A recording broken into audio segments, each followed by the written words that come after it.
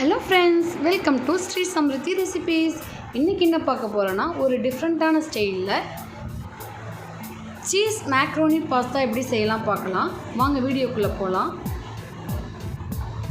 அதுக்கு தேவையான பொருட்கள்: வெங்காயம், டொமேட்டோ கெச்சப், மிளகுத்தூள், சீஸ், பட்டர், தக்காளி, பச்சை மிளகாய், சில்லி பவுடர், தனியா பவுடர், கொத்தமல்லி தழை, மஞ்சள் தூள். இப்போது தண்ணி கொதிச்சிட்ருக்கு. இது கூட பாஸ்தாவை சேர்த்து மிக்ஸ் பண்ணி விடலாம்.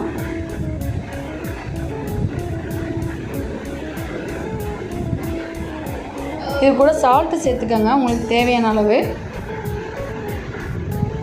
சேர்த்து நல்லா மிக்ஸ் பண்ணி விட்டுருங்க.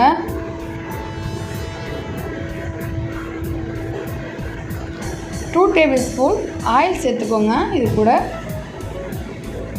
சேர்த்து நல்லா மிக்ஸ் பண்ணி விட்டுருங்க. இப்போ அப்பப்போ கிளறி விட்டுருங்க. இந்த மாதிரி வெந்துச்சா செக் பண்ணலாம். வெந்துருச்சு நல்லாவேவும். இதை ஒரு சைடு வடித்து எடுத்து வச்சுக்கோங்க. இப்போது அடுப்பை பற்ற வச்சுக்கலாம். கடாய் எடுத்து வச்சுக்கலாம். கடாய் சூடாகட்டும்.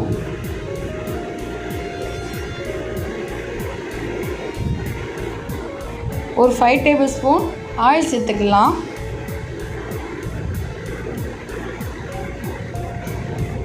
ஒரு 2 வெங்காயம் பொடியாக சாப் பண்ணி வச்சுருக்கேன். அதை நான் இது கூட மிக்ஸ் பண்ணியிருக்கேன். நல்லா இந்த மாதிரி பிணைஞ்சு போட்டு விடுங்க. அப்படின்னா தான் உதிரியாக விடும். அது நல்லா மிக்ஸ் பண்ணி வதக்கி விடுங்க.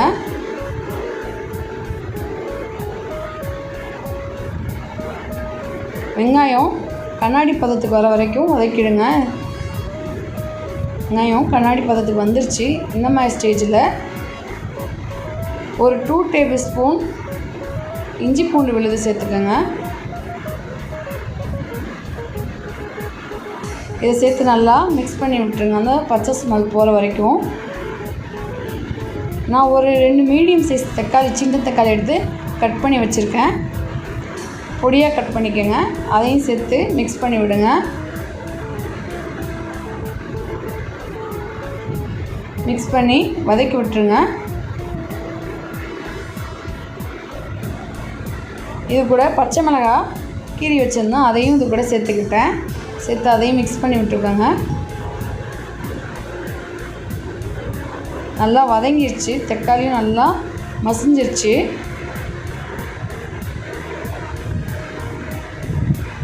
இப்போது கொத்தமல்லி தழை எடுத்து தூவிக்கங்க. அதையும் சேர்த்து நல்லா மிக்ஸ் பண்ணி விடுங்க. இதில் 2 டேபிள் ஸ்பூன் டொமேட்டோ கெச்சப் எடுத்து வச்சுருக்கேன். அதையும் சேர்த்துக்கிட்டேன்.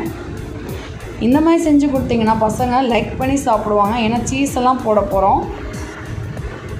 நல்லா வதக்கி விடுங்க.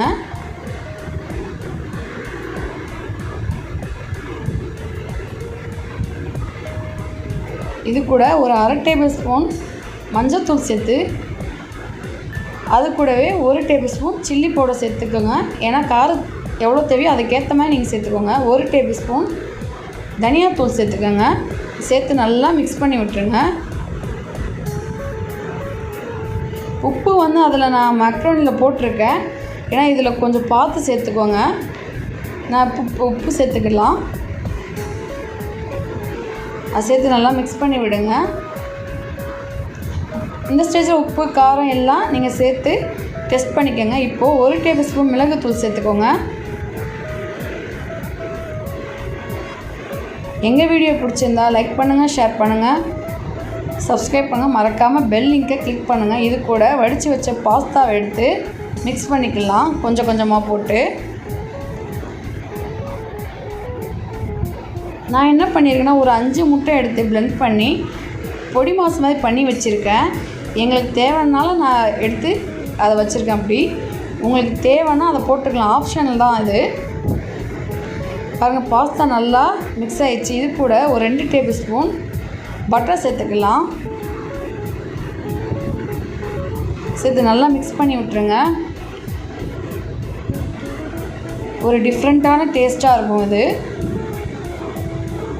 இப்போது நான் துருவின சீஸ் எடுத்து இது கூட மிக்ஸ் பண்ணிக்கிட்டேன்.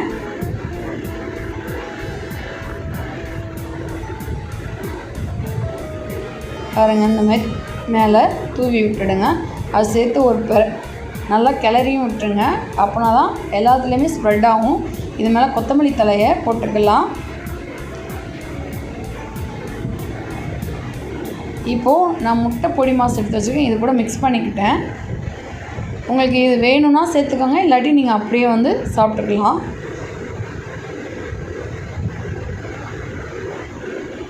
சேர்த்து நல்லா மிக்ஸ் பண்ணி கிளறி வச்சுட்டேன் நான்.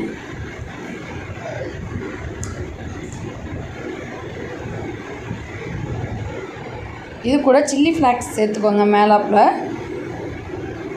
ஒரு சுவையான சீஸ் பாஸ்தா ரெடி ஆயிடுச்சு. செம்ம டேஸ்டியாக சீஸியாக சூப்பராக இருக்கும் பாருங்கள்.